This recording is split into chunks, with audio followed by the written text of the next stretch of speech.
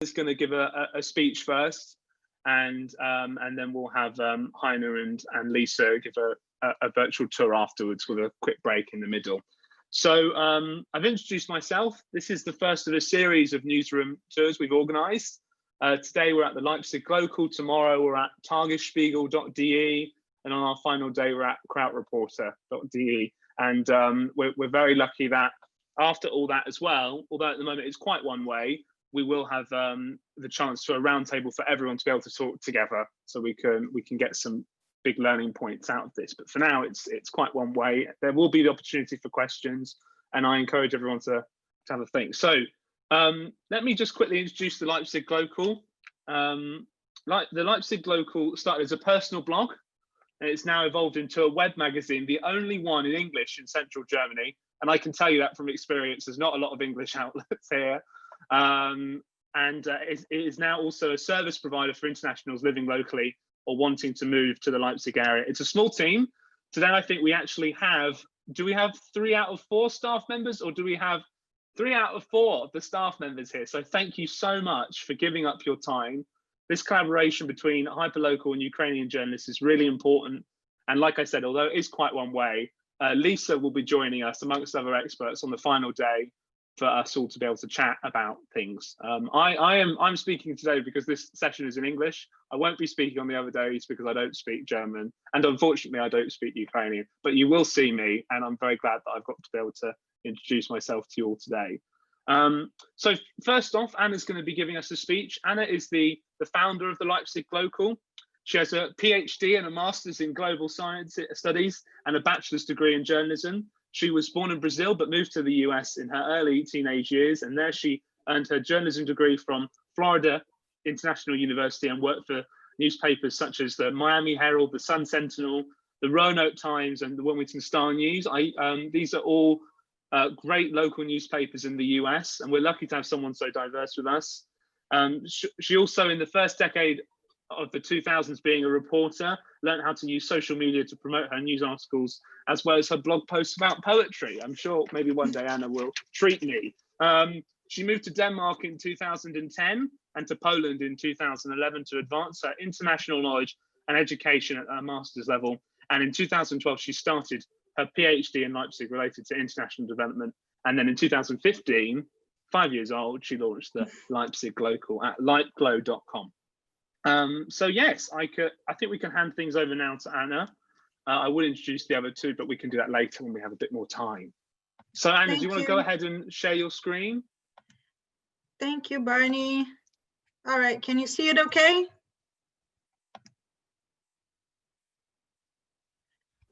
Yes. Cool. Thank you guys for being here. Before we get into the good, like really practical stuff with Lisa and Heiner, I'm gonna give a short presentation about how we went from personal blog to news blog and or news outlet, you know, web magazine to business. So we start on March 1st, 2015. With my first post, which was Hello World. I was doing this by myself. I didn't have anybody else on my team, but from the beginning, I wanted other people to contribute to the website.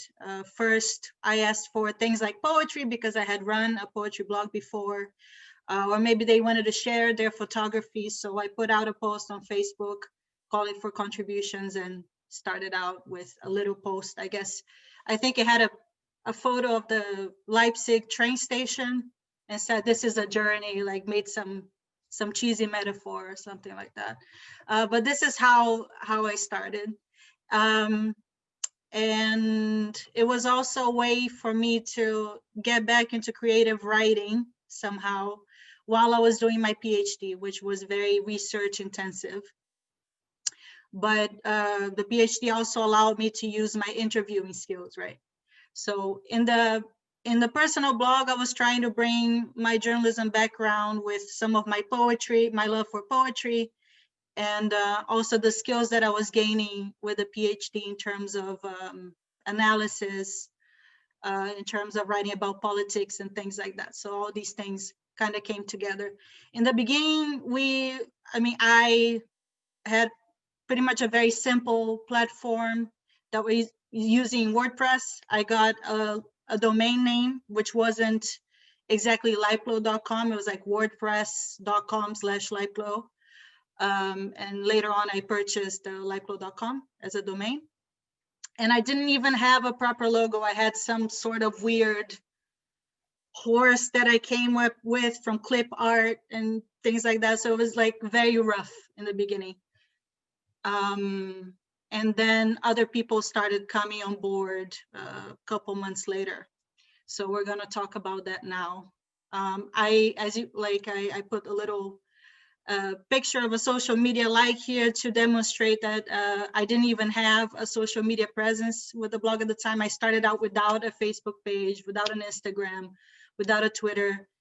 And it took other people coming to the team to alert me to the business potential and to the potential of these social media channels in growing our following as well.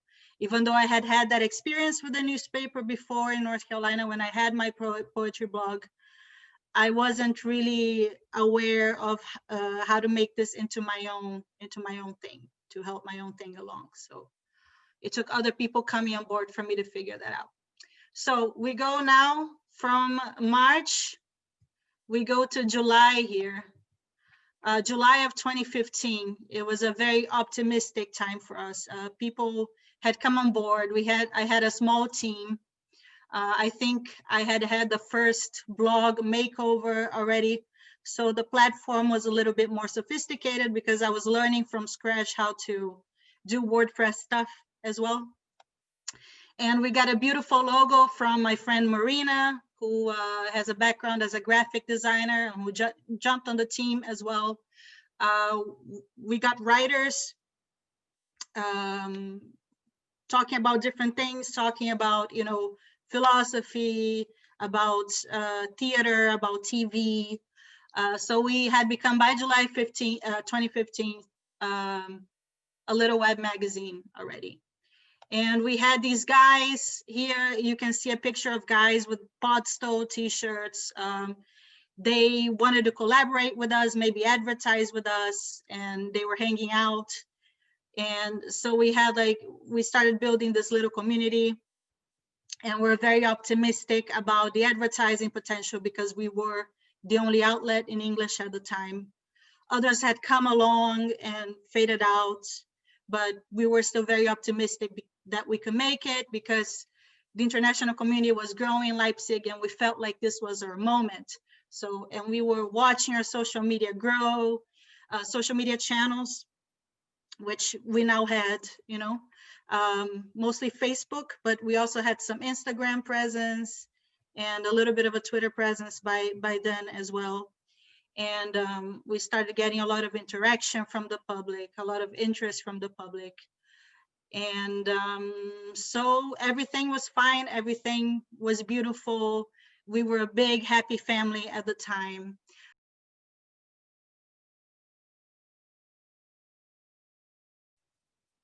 Can you still hear me? Okay, something happened. People from other fields in business came and joined our panel to have a discussion. So it was a pretty cool event in March of 2016. And around the same time, also within the framework of the book fair, they have, as part of the book fair, there are events spread all over town. And then we got the opportunity of holding an intercultural bloggers cafe at Poniatowski, which was this Polish bar in Leipzig, which has now actually become a print shop because a lot of things close in Leipzig and others open. There's this process of a transformation going on in the city. But at the time, this was our hangout, and we were very active in the Poniatowski scene. We participated in an open mic quite often, and people published the poetry from the open mic in the Leipzig Glocal. So through this connection, we got a chance to have this intercultural bloggers cafe, and I contacted a bunch of bloggers to join with different topics and talk about, different aspects of what they were doing. And here on the right side also around the same time, we had a party for one of our columns to launch one of our new columns, which was called Funky Fridays, and it was run by a South African DJ who, you know, made a different mix every Friday for the Leipzig Glocal. So it was pretty cool. A lot of people from Leipzig, from different parts of Leipzig, came to this party, and we were drinking and dancing, and so this consolidated, you know, the community aspect of the Leipzig Glocal. So at the time we had very good marketing community value, but still no money was coming, no real money was coming in. We still had no ads, but people, you know, we were still growing very fast and people were getting to know us more and more. So this was paving the way for the business side. So you're doing marketing and it doesn't yield results right away. But down the road, it somehow does. It somehow, you know, converts into a little bit of profit if you do it right. But the problem is that how do you find money to tidy you over until then, right? So it was still a difficult situation, despite, you know, the magic of this website, of the community, the optimism. It was still not easy. And if I had, for example, children, it would have been a very difficult situation. Luckily, I didn't have children. I still don't have children, but I didn't have children at the time that I had to, you know, to support, you know, so you have these realities, of course, to keep in mind. And then also I was struggling with the fact that I had to write my PhD at the same time. I had to finish it. My money had run out, the money that I was receiving to write my PhD. And I had to figure out ways to keep myself going. And also I had to finish the PhD in order to get a visa that would allow me to receive money for the Leipzig Glocal, because I'm a foreigner. And as a student, you're very limited in what you can do. So I had all these things going at the same time. But I couldn't focus on my PhD really in Leipzig at the time because there was so much going on around the Leipzig Glocal. So I had to get out of Leipzig for a while. And also to be able to earn grants from the university to write my PhD, I had to leave Leipzig because they had, you know, these grants for you to go different places. So around May of 2016, I started periods where I would go abroad to be able to write my PhD. So first I went to save money, I went to my parents' place in the US. And the next time then I went to South Africa for 3 months on a grant from the university. So to have the space to write my PhD and to have the money to write my PhD. And so I was away from Leipzig for long periods of time. But others were working on the Leipzig Glocal at the same time. So I had a team in Leipzig working, and we launched actually what the site looks like now. We had a substantial makeover and the site began looking very professional, more like a web magazine than a blog. And then advertisers started looking at that and started becoming interested in advertising with us. And also the Leipzig Glocal had spread via word of mouth. We weren't really spending money on advertising because we didn't have any. We had like a couple posts on Facebook that we put money on, but it was only like 10 euros at a time because we didn't have an advertising budget. And while I was while I was traveling, I could also write more interesting content for the website. So there was always new, fresh content about the places that I was visiting. And I managed to keep community engagement going. Somehow I figured out time management while I was in transit. And I think, you know, the beauty of having like an online outlet without a print edition is that you can post from anywhere. So I was also using my phone a lot, putting a lot of stuff on Instagram from like beautiful mountains and things like that, which also always interested people, some cultural content. But still at the time we had no ads, still no ads to, you know, keep us going on a sustainable basis. And me being far away, I didn't have the opportunity to, or the time to, you know, develop the business side myself. So it was a tough balance to try to reach. And then in March 2018, I was pretty much back in Leipzig full time from my travels. I had finished my PhD, had defended my PhD. So that was out of the way. And then I could focus more on trying to develop the business side of the Leipzig Glocal. So we had already set up these services pages, as you can see the representation here. One was where you can find museums open for free, like on what days they were open for free. So you can see artworks.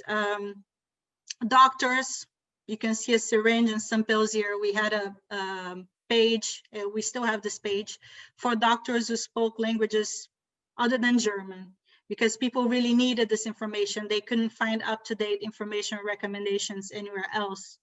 So I had surveyed our audience on, you know, on doctors that were friendly and could speak other languages. So we had this page going, and then we had our jobs page. You can see the briefcase there that I put is actually the picture that we have on our jobs page that listed jobs that were open to hiring international people. So jobs where your German didn't have to be perfect, which is hard to find here. And people also, they really needed a place where they could find this information curated for them. And this would turn out down the line to be our biggest moneymaker of all the pages. And also the movies page, as you can see popcorn here in this little logo. It's a page where you can see movies that are playing the original languages in Leipzig, which is also hard to find. So you can see that English is not such a big thing here yet. And without German skills, it's very tough to navigate the society here. So we also wanted to give people a way to, you know, to have fun here so they would stay longer. You know, that became our mission, you know, to help people stay in Leipzig by providing them with news, providing them with useful information for life here, and also to have leisure time, which is very important, of course, for your happiness. So it's not only about jobs and doctors, the vital things, but also like where you can have a cultural connection with the city, and movies are a very important part. And movies were actually what brought Heiner into our team, because Heiner, even as a German person, you know, he wanted to watch these movies in the original. So quite a few German people want to watch the movies in the original version and not the dubbed versions. And so that's how he reached out to me and said, you know, yeah, I really like your page. How can I help? And then we started building a relationship in that way until he became down the line our editor-in-chief. And he has been very, very helpful and very attached to this page. So you can make sure it's always up to date, because Heiner has it under control. So yeah, so this was, you know, the beginning of 2018, ads were slowly coming, you know, but at the time, you know, we had three team members at the time, and this was definitely not enough to keep us going. And we all needed to have, you know, a regular source of income. So we had to come up with other ways also to make money that would not go against our mission, that would fit into our mission. So we had to think outside of the ads as well.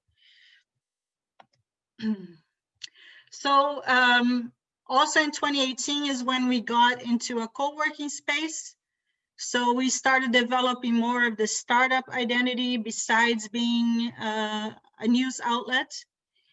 And once we got into the co-working space, which is called Basislager here in Leipzig, we met a lot of people who were interested in our project and were interested also in hearing about our project and attending events where our project could be featured and where their projects could be featured as well, perhaps. Because we had also started, you know, putting together an open mic, you know, since Poniatowski closed. The Polish place, there was no more international open mic. So we're putting together an open mic, which also served as besides a cultural hub, it was also a networking possibility. So around also this time in December 2018, we had this open mic going. And that's when we had our first job fair as well. We spent 5 months planning this job fair, which was the place where, you know, our audience was supposed to meet up with companies that had jobs for them, that had services for them. So this is like the manifestation of our service pages into one place. And so we had people on the left side, you can see someone from Basislager there, you know, Basislager came, and there was like this very cozy atmosphere, which is not, you know, your regular job fair. You know, we wanted to make it very open and not stiff.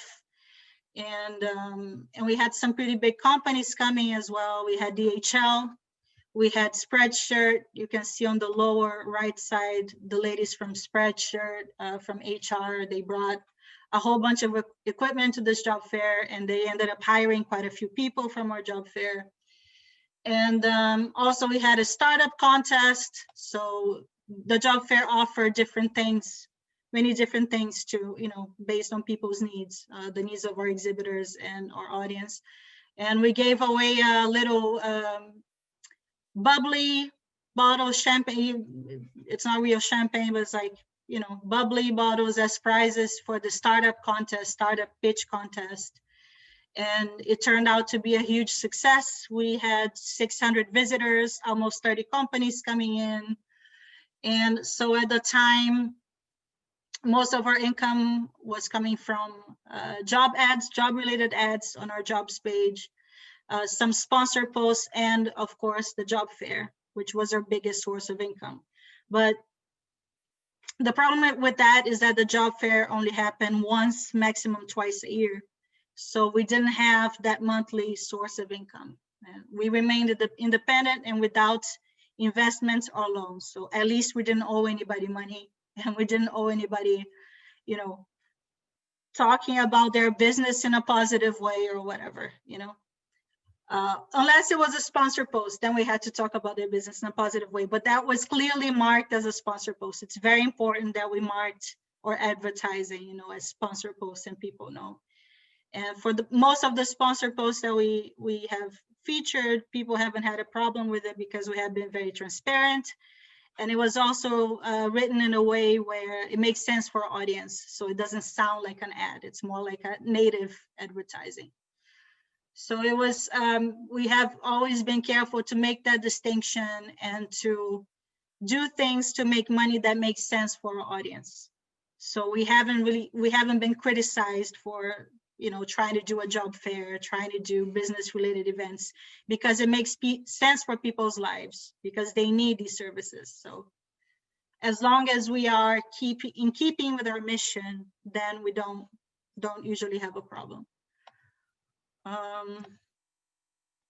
So yeah, with the job fairs, we became very ambitious and very optimistic, and we thought we might have, you know, lots more people jump onto our team.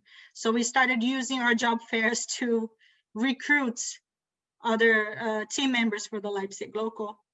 And by November 2019, we had 18 people on our team. And we thought that maybe we could organize more events more often, and then we would be able to pay them at least a little bit per month.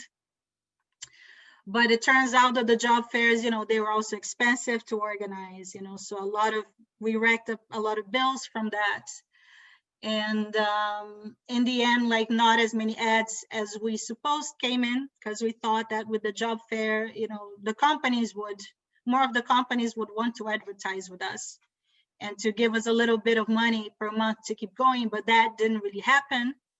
And after we sent the companies emails after the job fair, they didn't really react, like most of them, you know. So they wanted to be in that framework of the job fair, but outside of that, they weren't really willing to support us on a monthly basis to advertise with us. So to sum it up, the team grew too much. The job fair was too expensive. We weren't able to pay the team, and most of the people left. And now there are 4 of us. But I will get to that after these slides. And then, of course, we are trying to figure out ways to stay afloat, to, you know, as I said, organize events more often. We had a nice event at the Grassi Museum, which is a big museum here in Leipzig, a nice networking event where a lot of people from the business community came, a lot of people from, you know, a lot of our readers came, and job seekers. And there's like a very nice feeling that this could be a regular series of events where we could, you know, charge entrance fee. And then Corona hit, and in March, we went into total lockdown pretty much. And it turned out, even though we were hopeful that we couldn't organize another job fair, which is our big, as I said, our big money maker, even though we had planned for it, in the end, we couldn't really organize it because we had a very little window of time during the summer, and we missed that window by a few weeks, and then it couldn't happen. So our big, you know, safety net, so to speak, if you can call it that, was no longer there. And so we had to find other alternatives.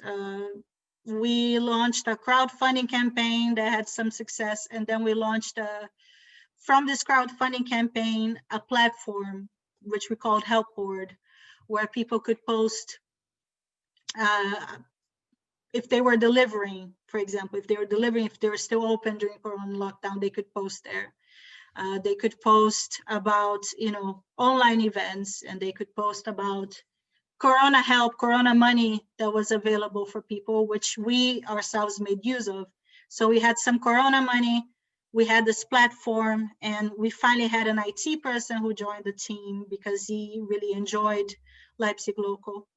This is actually how we got most of our people, because Heiner, Lisa, and Jorge, the other 3, because they had felt connected with the Leipzig Local, and they wanted to jump on board, and they wanted to help as volunteers, and later on for very little pay. They were willing to do this.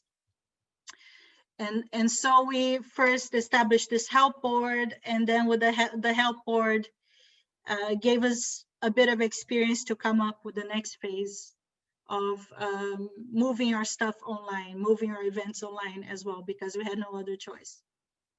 We had to kind of start over in some ways, other than, you know, the content was still there, the articles were still there, but with the business side, we had to rethink things and to still offer service to our customers, some of whom had paid to be in the job fair, and we at least wanted to keep the money that they had already put in. So you can see the 4 of us here, Lisa on the upper left, Heiner next to her, and then Jorge and myself, Anna. We put our heads together to see how to come up with an alternative for the job fair, and to even make this concept of the job fair more sustainable and not only happening, you know, twice a year, once or twice a year, or not at all due to Corona. We don't know how much longer we're going to be in the situation. Nobody really knows, even though these vaccines are coming out. So we decided to build up a matching platform, which is mostly the work of Jorge, where service providers and employers can be connected with job seekers and other international people and Germans who are looking for those services. And so in November, we launched this platform, which you can see here on the right, a little representation of the platform, as a new hope for making our operation sustainable. So we still have the content. Every 4 days, we publish something, which Heiner is in charge of now. I used to be editor-in-chief, but then I decided that I should focus more on the business side, because someone needs to focus on that. And so I started delegating more, and now we have editor-in-chief. We have Lisa as the head of marketing, and Jorge, of course, with IT and developing the platform. And we are still kind of broke, of course, but we remain independent. And even through Corona, some ads are coming in and sponsor posts. And we're basically putting this platform together from scratch to still serve this base of people that was coming to our job fair.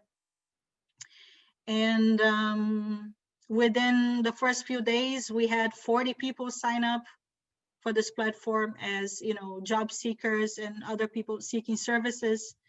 And already we have a couple of companies on board offering jobs and services that we're gonna match people for. So, and again, this is something that, you know, is still part of our mission. So people are not really questioning why we are doing this. We don't have to give a lot of explanation because it makes sense to them.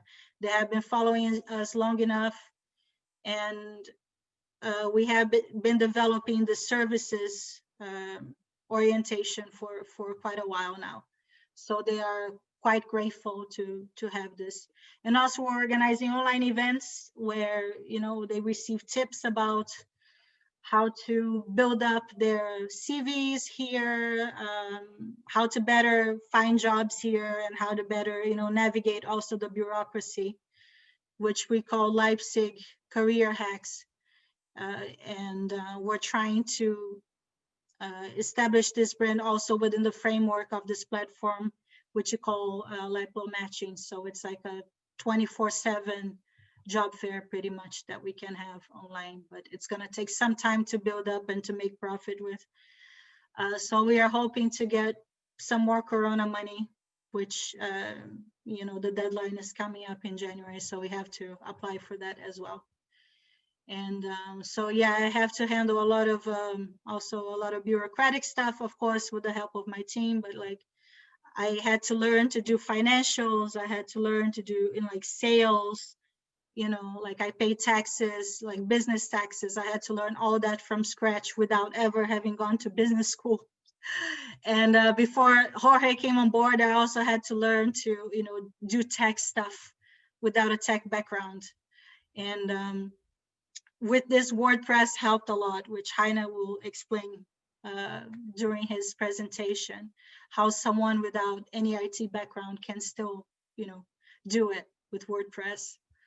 A lot of open source stuff that you don't have to spend money on. That was actually also really helpful because we have very little costs in terms of hosting the website.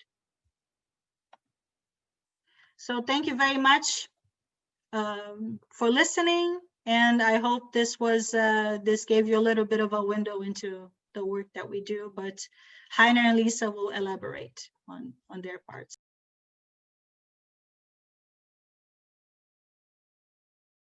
Wonderful. Anna, thank you so much for such an honest and insightful look into the Leipzig Glocal. I'm sure that all of our participants would thoroughly appreciated that.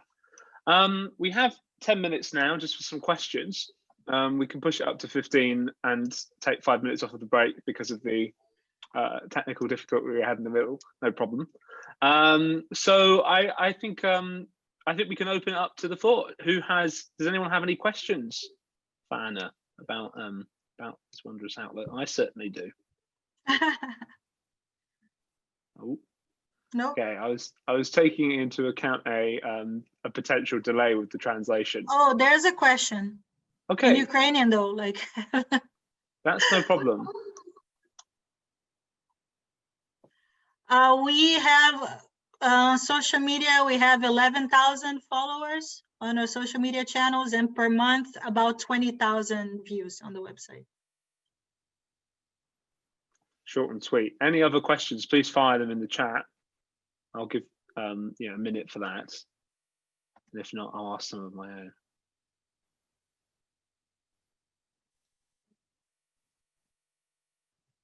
Okay, I'll ask a question. Anna, I'm intrigued. What do you think are the biggest lessons you've learned from this whole process, starting an outlet? Biggest lessons.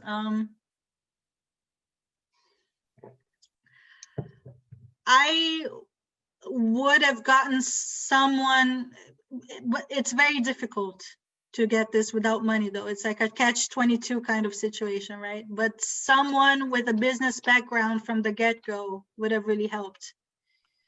And so I would have gone, maybe would have tried to go through like an incubator program for the startup side of the outlet, so I could have that business base, which as a journalist, like business, like it doesn't really matter to me. Like I don't really care. I said I don't even care about the money, but it's necessary. So I would have gotten someone with business acumen as a co-founder on the team from early on. I think that's the biggest lesson. Okay. Okay, and the Leipzig Glocal is 5 years old, right? You said it started in 2015. What do you think has really changed since then in terms of, if you were starting that now, the same kind of outlets, what do you think has changed in the landscape of journalism? And what do you think will change going forward in another 5 years as well? I think what has changed a lot is the focus from advertising to a subscription model. I think outlets more and more are erecting a paywall. So the main newspaper like New York Times, Washington Post in the US, even the LVZ here in Germany, they are charging people to read, which is something we cannot do. If we charge people to read our stories, they are not going to read our stories because they would rather pay probably for bigger outlets. So we have to come up with another subscription model, which what will people pay for? And what they will pay for is, to find job seekers, and maybe job seekers will pay to have, someone help them find a job. So we're thinking outside the box with this subscription model. And I remember also going to a seminar where an expert said, this is the way to go because advertising journalism is very, very difficult. But there are also like more ways to earn passive income right now. Like you can have Google AdSense, for example, is something that has become bigger also since then. So we get a little bit of money from Google AdSense as well. But in terms of sustainability, I think it's about finding out what the user will pay for, and where that intersects with your mission. Like you don't betray your mission, but you provide something that they will certainly pay for, and that's not necessarily journalistic information. So in our case, we had to go down this route of catering to job seekers. And what do you think, when you think of the impact of the coronavirus, some things have been, some things are probably here for a short term as a consequence of it. What do you think a long-term difference might be caused by the coronavirus? Something that's changed in this year that might be here to stay in terms of your work and different parts of it, if that makes sense. I think developing this vein of webinars. Like I hadn't really thought about this before, even though we were online, even though our information has been entirely based online, I hadn't thought about developing this side of it, of giving workshops online. We were always trying to give workshops in venues, to have meetings in venues, because we felt that this in-person aspect was really important for community building as well. So that's why we had our open mics, and we had little meetups and networking events and things like that. And of course the job fair. But so much of that is shifting online, and companies, they're having their, team meetings online, that I think this is something that companies may adopt in the long run too, not only, because Corona can be off and on, but also because it saves a lot of money. Like you don't have to, there are business people who have to travel, around the world to be in meetings. And I think once this mindset changes, it will be a lot more common to not travel around the world for meetings. And just one more question from me, Anna. What really strikes me about your whole process as well is how, when you were working in the US, working for a lot of local newspapers, now you're running the business side of the Leipzig Glocal. Of course, I guess that's never a journey you anticipated to go on, but How do you feel your journalistic experience has built into your current role now running an outlet? Do you kind of naturally you think back to parts of it when you're running something in terms of editorial, but are there any kind of general qualities you think that you keep in mind now that you had as a journalist?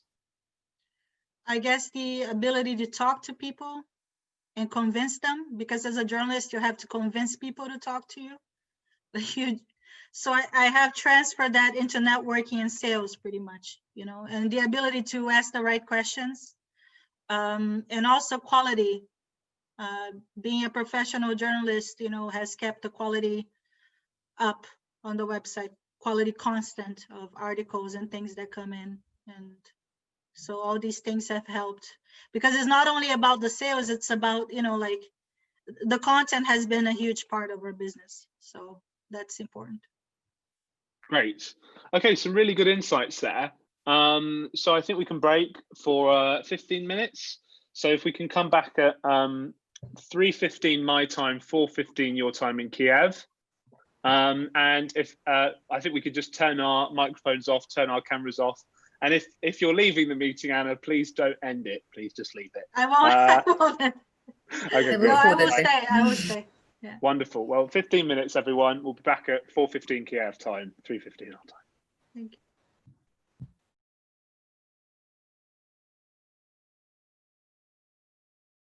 Heiner, can you hear me? Yes, I can. Great. So I need, on the bottom of the Zoom meeting, there is a button that says interpretation. That's not there. That's the only thing I don't have. Yeah. Okay. Let me just talk to the translators. Asia, Veronica, can you hear me? When you can hear me. I need to be able to, yes. Heiner doesn't have the button for simultaneous translation. Are you able to translate from this channel, or do we have to be in the English channel? Sorry, Veronica, you're probably in the wrong channel. I'm in no channel. I can't hear you. Sorry. No, Veronica, I still can't hear you. I think, can you guys hear me? I can hear you fine, yes. Yeah, I think the problem is Heiner does not have, he has Linux. He doesn't have a Microsoft operating system or an OS, like a Mac OS. So that's the problem. Okay, let me just talk to Veronica. Yeah. Veronica, can you hear me? Can you say something? That's good. No, sorry, we were in different channels. That's why. Yeah. Oh, now you've gone. Wait a sec. Veronica? Veronica, I can't hear you. I'm in the, what channel are you in? Okay, I will go in the English channel. Yes, I can hear you.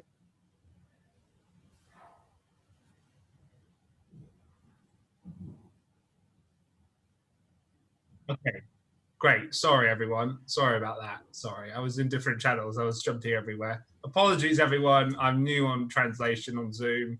This is the world we live in. Okay, welcome back to the second part of the technical difficulties seminar. No, not really. I'm only joking.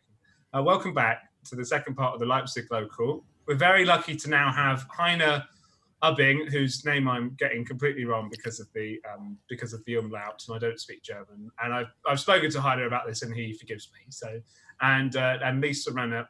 Now, which one of you will go first? Because I will introduce one of you and then do the other later. Ideally, I would start if the translation is not an issue. Heiner, you're yeah. Did you say yes? Sorry. Yes. Okay, great.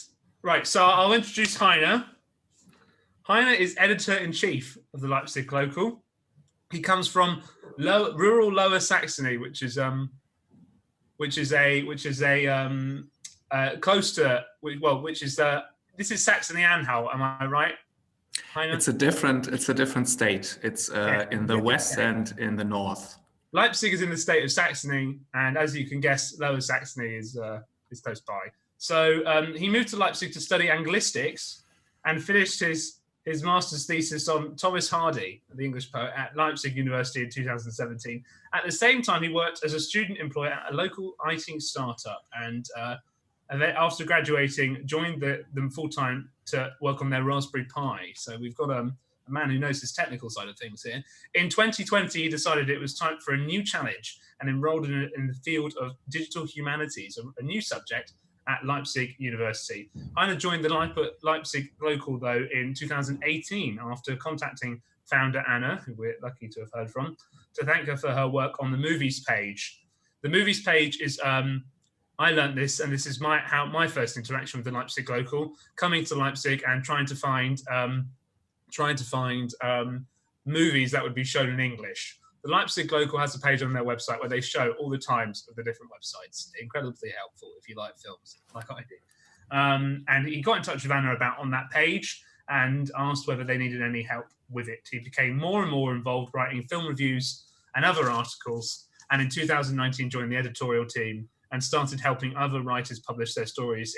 This year, he is now the editor-in-chief of the 4-person team running Like the Glow. Over to Heiner. Yes, thank you for this very nice introduction. I would like to first emphasize that my position and my work with the Leipzig Glocal is really completely built on Anna's huge work in advance. So actually everything that I know about editing and about the journalistic process really chiefly comes from Anna and is built around the work that she has done over the years with the Leipzig Glocal.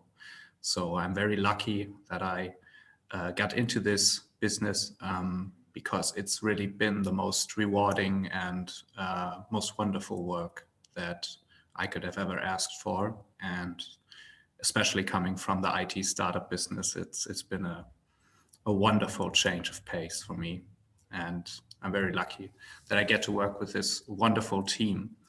And I thought I would maybe focus with my talk a little bit about the community aspect in creating our content, since we are very much dependent on our community, not only in obviously reading our articles, but also actually producing these articles, and having a very close relationship to our community is key in sustaining our model of publishing every 4 days, because we are not big enough of a team to create so much content on our own.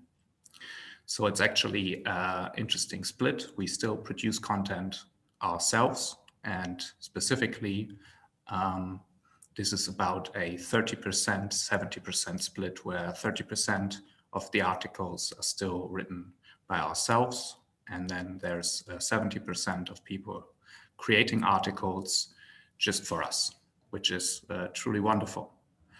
And regarding that, I will share my screen now about the page that is key to introducing people to the process of writing for us, because they mostly come to us with an idea and are mostly not experienced writers. So my main work as an editor with the Leipzig Glocal is getting them to the point where they can create an article that we can actually publish and that adheres to all the standards that we put ourselves to.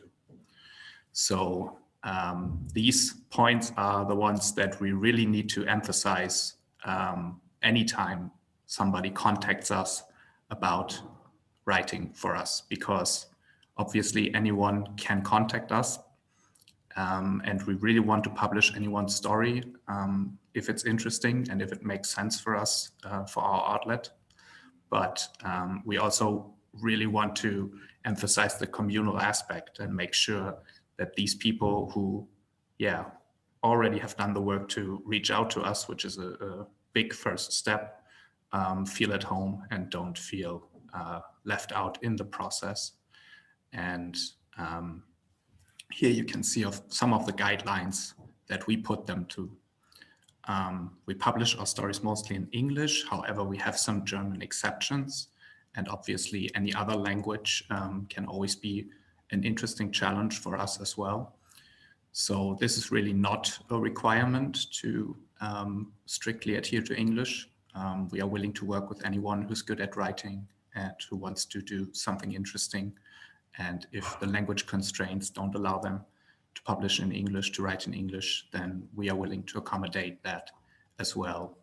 And then very, very important to preface it always with that we actually aren't able to give monetary compensation. This is always a sore subject. Obviously, we would love to give the people who make our website what it is monetary compensation for what they do, but it's just not possible with our small outlet. And so it's always good to be outright about this and communicate with them right away that this is not an option. And then we go through the themes that we look for. This is really just a rough outline of the topics that we often feature on our website. However, as I've mentioned, we are really willing to go through any kind of topic with a person who maybe has some expertise and is willing to go the extra mile to create an article that gives insights to people, on any subject. And an interesting example of this is that we're currently collaborating with the City Planning Institute of the University Leipzig. So we get to publish some very insightful articles about what creating new cityscapes looks like and how this process works from the inside, so to speak, something that probably nobody outside of the field is familiar with. So we're very lucky in that regard. Yes. Sorry, just before you move on, I know we've had a question in the chat. Obviously, I have no idea what it says because it's in Ukrainian. Yes, please. I thought we might be able to answer it. Could we get a translation of it, please?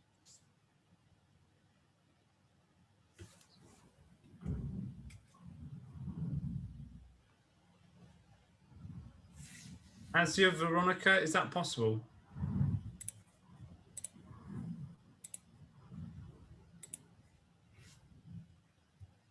I'm getting the question right now.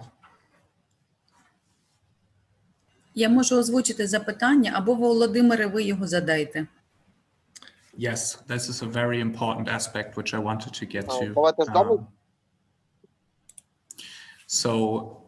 Fact-checking is a huge responsibility for me, and it's always something that is in the middle of the process of collaborating with our community for articles. So usually, maybe I can just get into the process right now. They reach out with an idea. We keep our email inboxes open for any submissions, and we ask them to come to us with an idea first, because this way we can steer their content production in the right direction and make sure that they adhere to our standards of quality when writing the article. So this first process is asking them what exactly they want to write about, what the scope of that should be, and what they want to include in it. And oftentimes in this first process, we can already find some potential red flags and ask them to be thorough in stating exactly what they know, why they know it, where they know it from.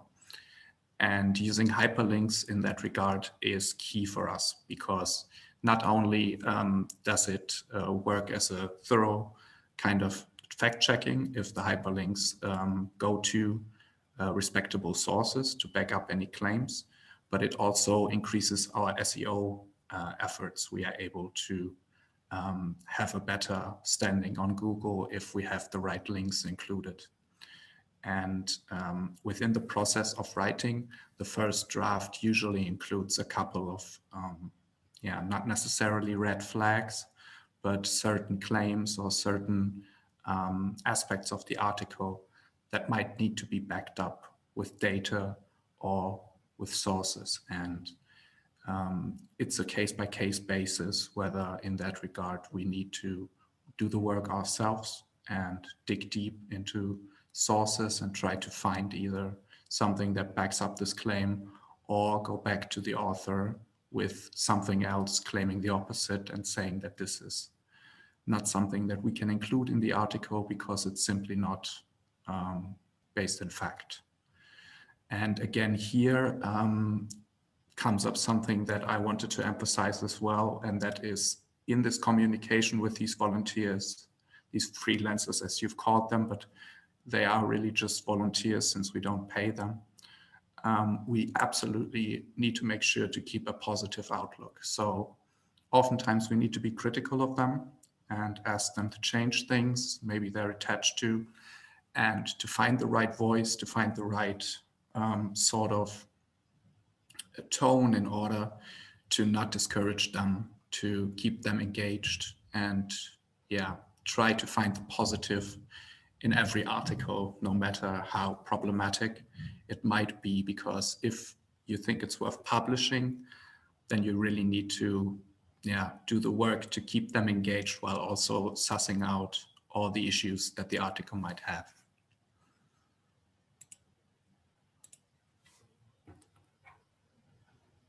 I see here there's a second question. How do you attribute ownership to freelancers? Yes, so since we use WordPress, maybe I'll go into that tab right now. I have an example article here, which is actually written by Lisa. A wonderful article about the COVID crisis hitting our local hostels. We have the option with WordPress for people to very quickly create a simple profile on our page. And then it's a simple matter of adding the author right here. You can add multiple authors.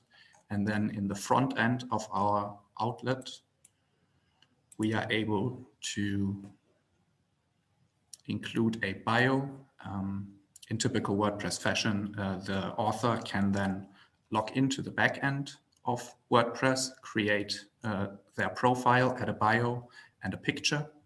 And I am then able, as an editor, to credit this person right here with his bio or her bio.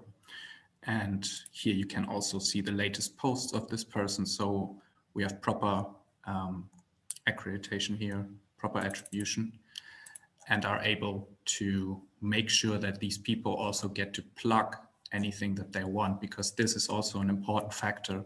Since we aren't able to pay these people, we can always make sure that the things that interest them or the things that they want to highlight are represented in the article as well. So we usually put dividers around and are then able to, in the end of the article, share any and all things that we have cleared with our point of view and feel like are shareable, and then are able to give at least a little bit back to the community in that vein. Now that I'm here in our backend, our wonderful WordPress backend, maybe I can show you some other features that go into this workplace that I inhabit most of the time. And this is, for example, here, this very, very important little window that shows you every important aspect of the article. And the key here for me, especially as an editor, after I fact-checked everything and after I've made sure that this article adheres to our journalistic standards, I also have to make sure that it adheres to Google's standards in order to be viable as an article. So we have this little plugin from WordPress called Yoast, which gives us a whole list of things we need to make sure in order to make sure that Google or the search engine optimization is good. And maybe I can go into that a little bit, if this is of interest to you. So first of all, we have this key phrase, which is always an important factor because it's sort of the be-all end-all for searchable content when we publish the article. So this is the word that we want to be associated with the article. It needs to be unique, which gets complicated if you have thousands of articles backlogged. You need to make sure you always find a unique key phrase. And it needs to be backed up with a meta description that re-emphasizes this key phrase and also sort of sums up the article in a neat fashion. And you can see here, this is sort of the preview of what Google will put out for the article. And if we go to the analysis, you can see here a whole plethora of different requirements, options in order to improve the quality of the SEO. I'm not sure if I should get into this into any more detail, because I think I've already used up most of my time. Yeah, I think, So, I mean, we've got about 7 minutes, Heiner. Yes. Perhaps it's, perhaps we can open up again to questions, see if anyone has anything Yes, they particularly that was like to ask. what I was about to suggest. Yes, please. Okay.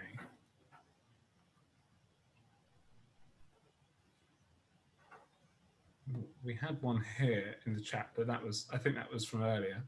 Oh, there we go. Yeah.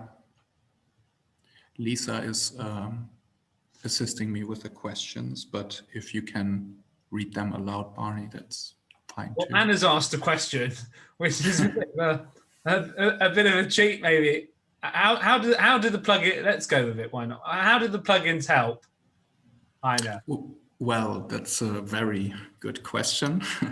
In general, I would say that they are a huge factor in creating a experience for the user that is not only aesthetically pleasing, but helps us to structure everything that is going on in our website in a real fashion.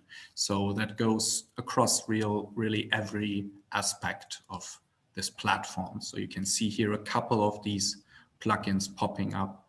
For example, this Jetpack gives us insight into how our users access the page. We can see where they're coming from, what they're searching for.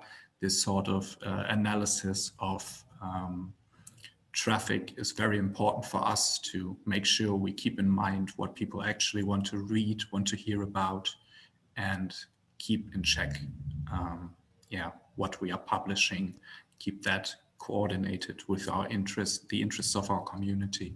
And we've had another question in the chat as well. Was Lisa able to help you out with the translation of that? There is one, I think there's even two questions. There's one, I think, referring to insider material, but that's the only thing I can identify. Maybe we could get a translation of the third from the bottom. It's my question. Can I ask it in? Yes. Yes, please. The question is about these materials that people send you. So you know, not every journalist even have real talent like an author. So readers want to read this material. And what can we tell about non-professionals who want just to publish his material? We have one author, not in state. So his story. It's extremely interesting things he writes, but it's so awful, and journalists have to rewrite it, and they even cry. They don't want to do this. So how do you manage with this? Yes. Only talented people come to you to send you these articles. We are really lucky that our contributors, our regular contributors, are very good writers. So oftentimes their background is in academia, their background actually is in journalism, and they really know us and respect our approach and know that their story will reach an audience while also not being edited in a fashion that it loses any of its voice. So we are very lucky in that regard that we get a lot of very well-written submissions. However, there are also always the odd really problematic submission where there's some interesting content and a very unique voice, a very unique point of view that we would love to share, but the English is just atrocious, and we either decide to contact this person and say, you need to rewrite this, you need to find a way to make this more readable, otherwise we can't publish it. Or in the worst case, so to speak, for me, if it's such an interesting subject and such an interesting article, but it's just that badly written, I need to manually go into the article and rewrite as much as I can, and then get back to the author and say, thank you so much for what you've done, what you've researched. However, the way you've written it, I can't publish it, and this is my approach to it. If you sign off on it, then we can publish it in this fashion. Thank you. Really lucky. Yes, we really are. And it's also all thanks to Anna, who has a huge network here in Leipzig and across the globe of people who, have a wonderful gift when it comes to writing. And we are just lucky that, they decide to submit to us. So I think just a question on my end then, in terms of how you might be able to help Valeria in her situation. I mean, how do you build up a relationship with contributors to make them regular? Yes. What are the key parts of that? Yes, so as I've mentioned before, the most key part is to respect the author, and that goes both ways.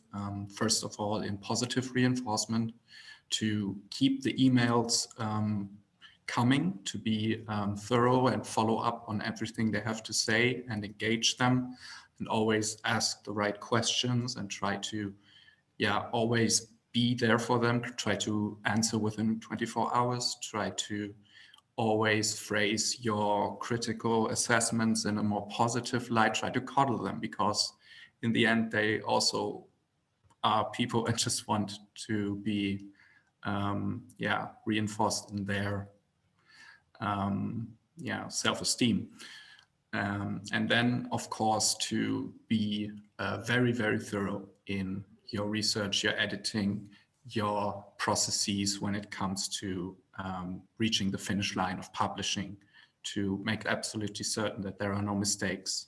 I know this is not rocket science, but it really works in creating and establishing a relationship with these authors. And once they have published their first article or their first few articles and it's going well, it starts going by itself, because these people then oftentimes receive very positive reinforcement from our community. So we have a very active Facebook community, we have a very active Instagram community, and when these articles come out, and that's a very important aspect also, we tag the authors, so their Facebook profile, their Instagram profile is in there, then our community starts reaching out to them, thanking them or asking them about things they've written about.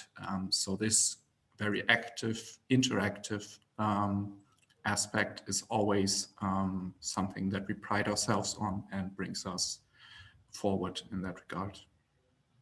Great. Okay. I mean, we've had another couple of questions in the chat, but I want to be able to give Lisa the chance to talk.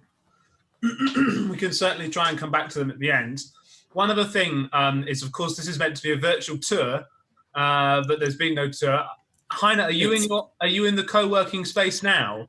I am indeed. However, here in Saxony, the COVID restrictions are very tough, and I think it might be a little distasteful. Oh no, that's no problem. Would you just be able to turn the laptop round and just show us when you're in? Yes. So I have booked a very big conference room, which is not at all necessary for me alone. You can see here it's a rather big place. Was the only free non-booked room. But you can see here, this is where I would usually work. Those are flex desks, they're called, and people come here in order to work on any project that they're working on or in any company that they're working on. And it's been especially helpful for me during this COVID crisis to have a regular place to come to and to work at, be productive. Wonderful. So there will be, on the next 2 days, we will have more of a tour of the other offices. Of course, with COVID, it is a lot more difficult, but you will get to see a bit more. But I think what you've seen today is also reflective of how the Leipzig Glocal work. It is mostly kind of online working from home, and their office is not necessarily their office, but a co-working space, etc. I think that's very flexible. Great, and I'm sure that you might all be familiar with that. So we've got about just less than 20 minutes now. I'll quickly introduce Lisa, who is the Leipzig Glocal's head of marketing. Sorry, I've got my notes all over the place. She has magnificent English, just like the rest of the team, obviously. But I thought she was actually Irish when I first met her.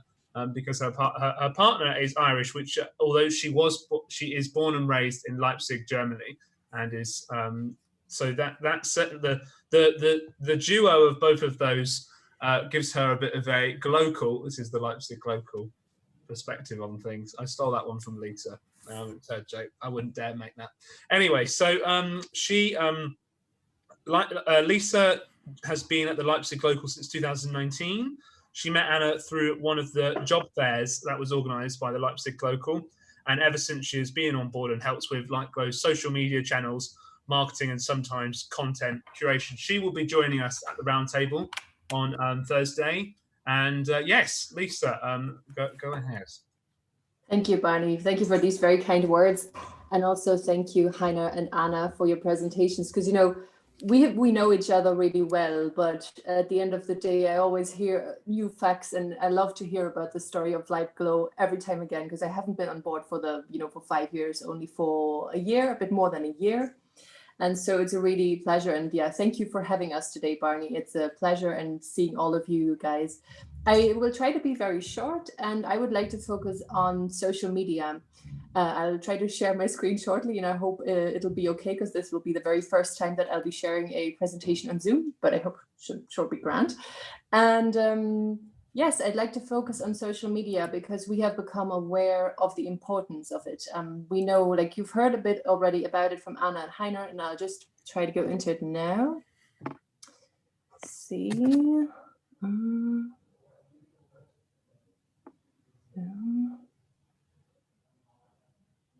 Okay. Can you guys see my screen? Yes. Okay, just a second. I'll put on my presentation. And can you see the presentation now? In a second? Yes, we can. Okay, brilliant. So you see, I start with the typical, sort of social media name. I put a little ad in front of it because this is our name for most of our social media channels. How many followers do you got? This is a question we think about often, or that we hear often. And I also put under it a not so bad, necessary evil. These are some of the logos that I could think of. The one next to Snapchat and TikTok, I know that this is it VKontakte or VKontakte? I'm sorry, I don't know how to pronounce it. I know that this is a very important social network in Russia, maybe also in Ukraine, I don't know. These are the social networks that we use the most. Facebook has been going for the longest time, and as Anna mentioned at the beginning, it was also a good leverage, something to get a community together. Instagram is, for us personally, by far the most active one, the one that's growing at the moment very fast and where we get a lot of interaction. Now, Twitter, for example, we also have a Twitter profile. In Germany, there's not so many Twitter users. I think I looked up the numbers. There was 4 million here last year. Our Chancellor Merkel is not one of them, and you've seen the difference maybe with the American president. He's very fond of Twitter, so the baseline of this, we try to keep a presence there. And the last one is LinkedIn, which is also is good for a business approach here, and it's very buzzing. And you see, I put the little photos next to it. You see Anna and I are active on Facebook. Anna is mostly active on Facebook and does the hard work there. Instagram, we also share. We try to be regular, try to maintain a certain rhythm, or just publish things as we go. Heiner is responsible for Twitter, and I think Anna, you are also responsible for LinkedIn. So it is a sort of community sharing, and we try to, keep a balance of it and try to be present everywhere. Anna introduced our classic blog already, and I just wanted to line out. Again, to repeat, what would we do if we only had the blog, if we didn't have any social media? This is a screenshot from the website as it looks at the moment. We recently had a business event for tips on our CV. Anna, you mentioned this also. And I just used a very big search engine that most of you will know. And I just put in Leipzig expats, Leipzig English doctors, Leipzig English films. And we do perform, I think, okay with these things, but these are static pages. People looking for information will find it as you did, Barney, with our English films. I think that's good results. But of course, these static informations with the doctors, with the English movies, with museum pages that were introduced, they don't change a lot, and people can access them whenever they need, and we try to keep them up to date. The magazine content, and I think here it's important to know that all of what you've heard from Anna and from Heiner, the way that we create our content, it is the typical magazine approach. You know, we will have a topic that interests us, and then one of our authors or contributors will make a beautiful piece, or in our eyes, beautiful piece out of it. And it will be there, and it can be, you know, it can be a very long article, or it can be a shorter one. It is there to be read and read again. It is curated, therefore not so spontaneous. It will include current events, but not, you know, not on a daily basis. If we're only looking at the blog post website. We have some sponsored content that brings in some money, and that we also, you know, that we would accept and maybe write about topics that we wouldn't write off if we didn't get paid for it, but that are still interesting for our audience. We decided not to have a comment function or a forum function because in Germany, it can be very tricky legally. You can be made responsible if somebody uses hate speech or illegal things, or, you know, advertises not in a proper way on your website. Therefore, I think it is good that we have our social media channels for that. Our social media channels. So I'm sorry for the blurred. And this is in German, the statistics, but I think you'll be able to understand it. Who and where is very interesting. Germany and Leipzig are, of course, represented very well. So Deutschland and Leipzig. Then you see Berlin, then you see a Brazilian city, and also the third most read country is Brazil, because I think this has definitely got something to do with the fact that our founder, Anna, is Brazilian. Belo Horizonte, I found that interesting that we have more readers from there than from Dresden, which is our neighbor city. And we have also, interestingly, 1% of readers from London. The reason why I show you this statistic is that we try to understand who is consuming our articles, our posts, who's trying to, you know, get in touch with us, or who reads us regularly. You also see the age group, I think very typical, 25 to 34-year-olds. So we're not in that very young group. We're not in that sort of TikTok bubble of 18 and 90-year-olds, even though we do have a considerable amount of readers there too. And we have, as of yesterday, the numbers on Instagram show that we have 59% female readers. And you also have the possibility to read, to see when are they the most active. I don't know if this could maybe be relevant for you guys also to see if you do put a lot of effort in an article, when is it worth it to actually put it out there so that you get to have a lot of readers. Some of the advantages, of course, in social media are that our community is a very, I have to say this, our followers are very nice people generally. They're very loyal. They have been with us, some of them for years, since the start maybe. Forgiving, I mean, in the fact that they let us experiment a bit. We put our content there, and sometimes we just put something, you know, a random recipe on social media that we might not bother with as from the journalistic point of view, but that we know could be interesting. Some don't like that at all, but you know, you have to try and find out. There's a lot of interaction. We realize from our very local point of view from Leipzig that people are really longing for information. They want to know what is happening in Leipzig. They're interested in political aspects here, in social, cultural decisions that are being made by the local government, in the club scene, everything related to Leipzig. People are really protective of this sort of little bubble that we have here in Leipzig, and want to know and want to share and want to also share their opinion. And of course, social media has made it very easy for us to grow. And I think growing is interesting for the marketing tools that social media offers. We have the opportunity, for example, of boosted posts. You may see that or may have used that opportunity yourselves. If you pay for a post on Facebook to be boosted, so to say, it will be shown to much more people than it would reach organically. And you can use the cross-platform posting function. So if, for example, Anna decides to boost an article on Facebook, it will also be boosted on Instagram and therefore reach more people. And we have noticed that if we do these, if we use these tools and if we do that, we just get so many more readers. It's interesting.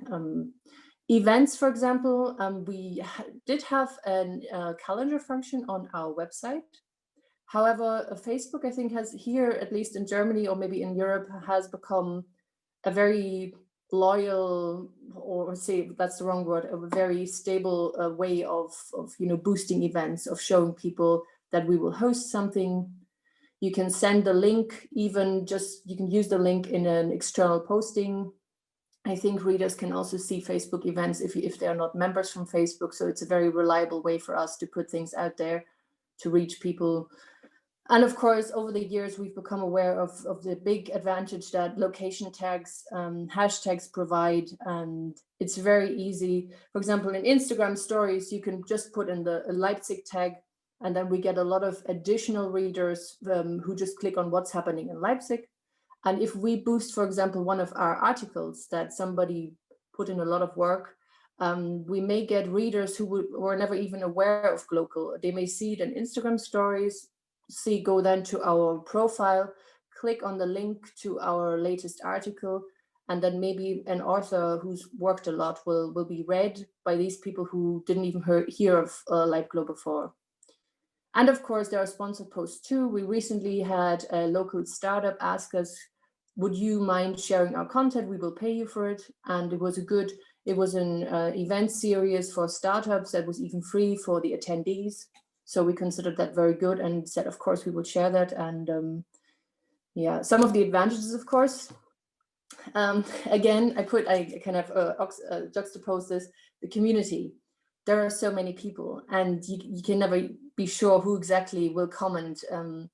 I Googled yesterday how many people do use social media, and it says 3.6 billion users worldwide. And I think the estimations go as far as 4.1 million in 2025. So that's a lot of people who are out there. The interaction algorithms sort of force you to always be active. So once you start something, you will always have readers. But if you want to use it as an active tool, you have to be there all the time. You have to monitor it. You have to stay in that loop, always shoot out new stories, interesting facts.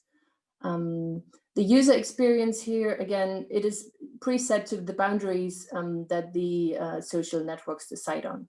So you can only do things within the context of a Facebook algorithm or an Instagram algorithm. You cannot invent something new, otherwise you have to invent your own network. The wide reach you can use it and it's often very organic, but even when you pay for something, there's no guarantee, of course, that you will get a lot of readers. There may be clicks, but there may be not a real interaction. I've already said it's very time consuming. I think it's not a surprise that many bigger companies, even journalistic companies, say our very big newspapers, they do have people now only responsible for TikTok. And then there's another person only responsible for Instagram or Twitter or Facebook. Yeah. And of course, a big disadvantage is if you're starting, and Anna said in the beginning, how do you get money? How do you make a start? Some sponsors may ask, yeah, but how many people do you reach? And per month, per day, etc. So sometimes it can be a disadvantage of not being very big. And this is just to give you an overview to show you the difference between our steady posts on the left-hand side and the stories that will vanish after 24 hours on the right-hand side. So these are sorted by the most interaction, by most views. On the left-hand side, you see like a little collage of people, of snapshots, of impressions. And we noticed that Leipzig content, so very local content, social and cultural content, also related to our city, and human content is very popular. So the moment we show our faces, the moment we show some local restaurant, a local hero, a startup hero, a local journalist, we will get a lot of interaction. You see, there is also in the third row in the middle, there's a cake that we made for the German Reunification Day. So you can also be very successful with random things like a recipe that you post. But in the end, we see that it is, people want to hear stories and background information about local things that happen. The two girls, for example, in the top photo on the left-hand side with the plants, they are two women who started a plant cafe here in Leipzig and are very successful with it. Yeah, so this is just to give you an overview. Local content is by far the most successful one. The same applies for the stories on the left-hand side. Stories are a very good tool for us to be shared and to, you know, if you tag someone in a story, be it on Facebook or on Instagram or Twitter, you're more likely to be shared by these people because they want to be, you know, be seen and reached too. There's a higher organic reach there. It helps us to boost the information that we curate so carefully. For example, all the work that Heiner invests the time to edit a professional article. This helps us to boost it. And altogether, it helps us to increase our community and also to make this community cohesion more intense, to, you know, to build that sort of, it's us together and we're open for everyone. Come on, have a look. We made a really interesting article about someone, and that helped us so far. The challenges, also a very important one is you're not alone out there, as you probably all know and have made your experience with. A couple of months ago, we became aware, for example, a profile on Instagram that was very similar to ours, sharing interesting content, local specialties, and they were growing very fast. And we were wondering, oh, what are they doing better than we do? Why are they growing so fast? But we quickly realized we're not the same. For example, these people do a lot of, you know, fun content, a lot of just how to be international in Leipzig and how to get around. And it's a lot of, you know, entertainment and I think very good content, but it differs a lot from our journalistic approach. They don't have a website where they put, you know, where you find deeper stories or political things. They try to stay away from political things.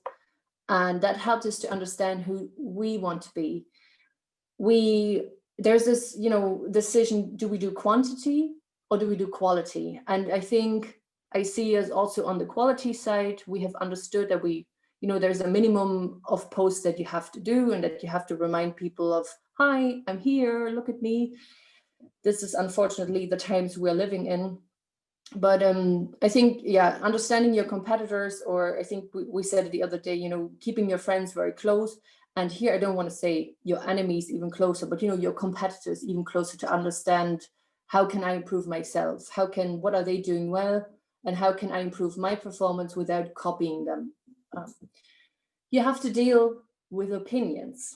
And that is something we try to be very liberal about things, because our followers are normally very cool people, cool in the sense of they will be rather open-minded and welcoming. But of course, what do you do if somebody makes a comment and denies that there is the coronavirus, or you know, another very like big opinion that, you know, oh, that's fake news, or this is absolutely, it's a lie. How do you deal with that? And I think everybody, if you do decide and go on this social media path, you have to just find a way of yourself. What do you tolerate? What do you find morally acceptable? Where do you see your followers? And this is also something we're still in the process of learning. And I just said that Instagram stories and also Facebook stories help us to keep that community feeling going. But it's a never-ending story, really. You have to act and react. So you have to be active and reactive in order to stay in the loop. You have to, you know, be very positive about things. You can be critical too. People embrace that when it's for good reason. And of course, you have to allow for failure. You have to, you know, sometimes you just you realize, okay, I invested so much time in a post now. and it's just not going anywhere, that's okay. And sometimes somebody gets confused and comments or shares and says, or messages you and says, oh, what you say is completely wrong. But you know, it's a process of learning, and we've made the experience that if we do not intervene too often, but in the right moments, and this is just the subjective point of view, then it's very nice to be on social media, I have to say. To sum this up, social media allows us to boost our blog reach. It allows us to reach more people. We can be very spontaneous in addition to our well-curated things. You get a lot of insights on who your followers are. You get a direct comparison to local competitors on where you can improve. However, it has to be monitored. There are community rules, you know, you cannot tolerate hate speech, etc. And discussion spins or an argument even spins under one of your posts, we always try to keep an eye if things are still correct. If you do giveaways, you have to be very aware of timing and, you know, rules. And as you see, we're only 4 steady members. And again, the aspect of quality and quantity is a very important one.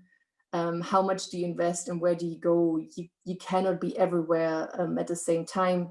I imagine there's a lot of cultural life in Kiev too. So where do you decide to go? You know, what do you represent? What do you think is relevant for you? And of course, investors may say, oh, you're not big enough for us yet. So how many followers do you got? You know, that can be one disadvantage.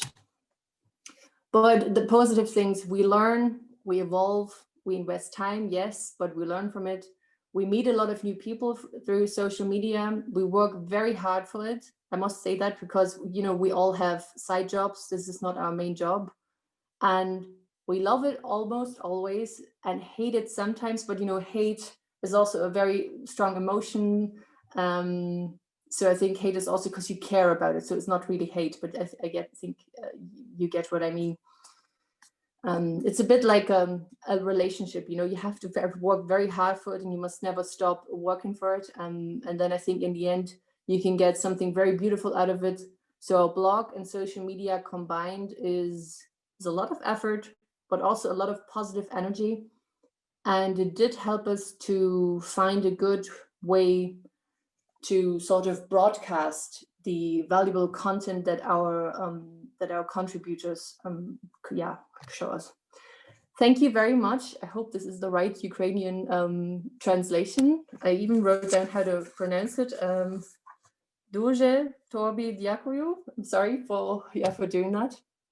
And I think I can go back. This is where my thing stops. Wonderful. I hope this was informative, you guys. If you have any questions, please don't hesitate. And also, if you have any additional questions that we could not answer, please send them via email to us. We can, you know, maybe one of your nice translators. Thank you very much to the translators, by the way. I know how it is. Don't hesitate to send them, to ask, to get in touch. Whatever we can do, we're very impressed. I think that's a really good suggestion. We're already 5 minutes over, so I want to give you, Anna's put an email there in the contacts. I think since we're 5 minutes over, we could take that as a way to go forward. So if whoever wants to get in touch with any further questions, there is an email address there. I think we can all agree that it's been really good to meet the hard-working staff behind the Leipzig Glocal today. This is a hyperlocal outlet similar to the ones that you guys are working in or starting, and some of the others we're seeing are a little bit bigger. We are going to be meeting the founders of those, so they're a bit further down the line, and they will know what it was like to start it. But yes, it's been really nice. Thank you, Anna, Lisa, Heiner, and the translators, and of course RPDI, and for yourselves for showing up. I think that is everything from us. Have a nice rest of day, and I think we see you at 5 o'clock tomorrow. Is it 5 o'clock? Don't take my word for that. I might be wrong. I think it's 5 o'clock. Yes. Yes, 5 o'clock Kiev time. Yes. Okay. Thanks, everyone. Thank you so much, everyone, for listening and taking the time. Thank you. Thank you so much. Thank you.